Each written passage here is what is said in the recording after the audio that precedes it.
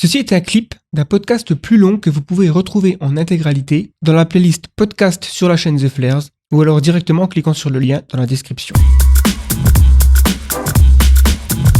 Parce que tu as entendu parler de la collapsologie et Oui, de cette idéologie de l'effondrement. Est-ce que tu accordes de l'importance? Est-ce que tu penses que c'est des lanceurs d'alerte nécessaires? C'est une pensée tronquée, c'est-à-dire que bon, peut-être qu'ils ont, je pense, des analyses très fines qui doivent, bon, que je vais pas forcément remettre en question. Ils ont mieux travaillé que moi sur ces sujets, puis je les ai pas vraiment lus, donc, mais je connais un peu les idées qu'ils développent.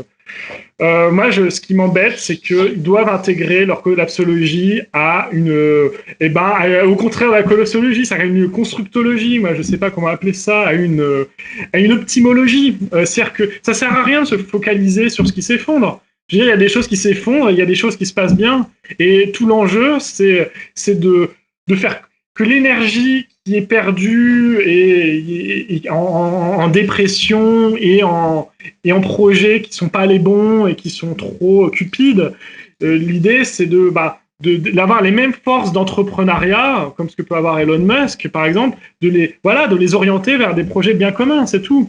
Et de pas quand même s'en remettre à des milliardaires, parce que on dépend de leur bon vouloir. Ça m'embête, parce que on participe plus. Nous, le commun des mortels, qui on est pour participer à cette grande aventure? On n'est pas riche, on fait quoi alors? On veut tous participer. Et on n'a pas forcément envie de participer qu'en ayant le CV de malade pour être embauché par Elon Musk. Enfin, on voudrait tous participer plus humblement à notre échelle, ne serait-ce que par nos impôts. Et en se disant, moi, je participe à l'effort de la société. Moi, j'ai un métier assez simple, mais j'ai fait la conquête spatiale aussi.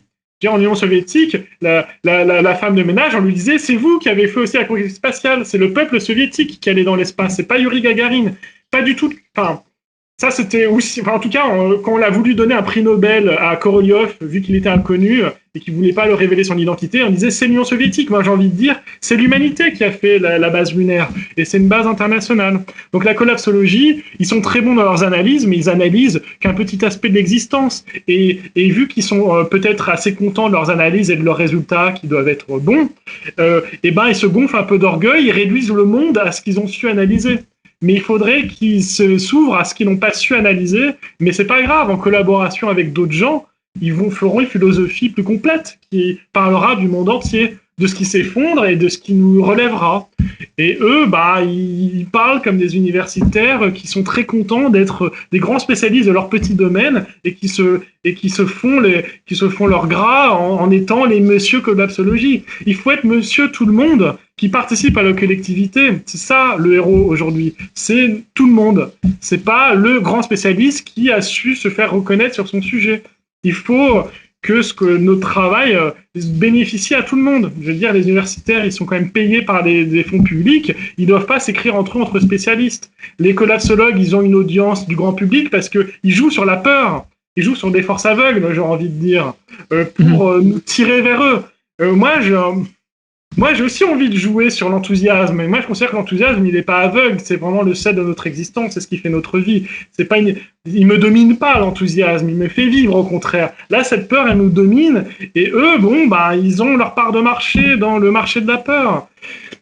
À quoi bon tout ça? Leurs analyses, si elles proposent pas de solution, elles sont sûrement pas si bonnes que ça. Parce que des vraies analyses de qualité, elles trouvent des solutions. S'ils n'ont pas les solutions, c'est que, quelque part, ils doivent se tromper à un endroit.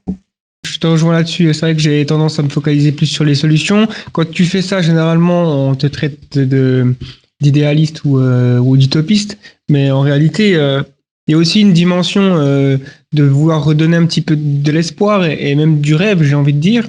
Ok, peut-être qu'il y a des technologies qui sonnent comme des technologies miracles. Récemment, j'ai parlé de la fusion nucléaire. Sans forcément dire que ça va arriver demain, on peut quand même être relativement confiant que ce sera quand même une technologie qu'on pourra un jour maîtriser sur Terre. Il n'empêche qu'il y a quand même une proportion assez significative de personnes qui vont tout de suite dire non, faudrait que ça arrive plus tôt parce que l'effondrement, parce que ceci, et comme s'il y avait une sorte de fin du monde. Il faut plutôt réfléchir en termes de transition dans ce cas-là. Je serais beaucoup plus inquiet si on détecte un astéroïde et puis qu'on n'a absolument aucun moyen de le détourner. Là, je pourrais dire effectivement il y a un effondrement, quoi. ça s'appelle une extinction et on n'en parle plus. Jusqu'à présent, rien n'est inévitable, le futur n'est pas déterminé. On a voilà, cette notion de coloniser le futur par la pensée, quoi. Donc, c'est ça qui fait l'intérêt de notre existence, c'est que justement, on va faire le monde. Si on n'a pas cette idée-là, on n'est plus que des consommateurs et des spectateurs du monde. C'est pas intéressant. Donc, moi, j'invite les gens à être ambitieux, à être plus exigeants dans leur vie et de vouloir plus que le spectacle et vouloir le faire, ce monde. Mais presque aussi pour des raisons assez pragmatiques, parce que c'est ça qui donne de l'énergie et du plaisir, entre guillemets. Donc, soyez pragmatiques, colonisez le futur.